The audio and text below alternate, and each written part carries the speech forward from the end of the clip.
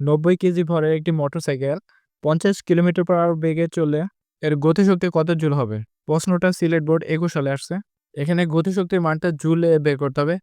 তাহলে এখানে বেগের মানটা অবশ্যই মিটার পার সেকেন্ড এককে আনতে হবে। এটা কিসে আছে? এটা কিলোমিটার পার আওয়ার বেগে আছে। এখানে কিলোমিটার পার আওয়ারটাকে যদি মিটার পার সেকেন্ডে নিতে চাও তাহলে 3.6 দ্বারা ভাগ করে দিবা। তাহলে 50 টাকে 3.6 দ্বারা ভাগ করলে সেটা মিটার পার সেকেন্ড এককে চলে যাবে। আবার যদি উল্টা করো যে মিটার পার সেকেন্ড থেকে যদি কিলোমিটার পার আওয়ার নিতে চাও তাহলে 3.6 দ্বারা গুণ করে দিবা। তাহলে 50 ভাগ 3.6, তাহলে এখানে কত আসতেছে? 13.888 সামথিং আসতেছে। তাহলে এটা লিখো 13.888, তারপরে এখানে 9 লিখতে পারো। তো আমরা গতিশক্তি বের করব। গতিশক্তির সূত্র কি জানি? Half mv square.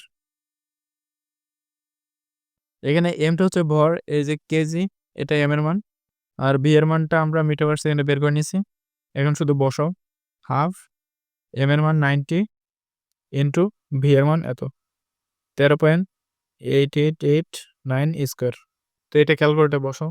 তাহলে এখানে হাফ ইন্টু 90, তাহলে হাফের পরিবর্তে আমরা 0.5 দিতে পারি। 0.5 ইন্টু 90 ইন্টু এটা স্কয়ার, তাহলে 13.8889 স্কয়ার।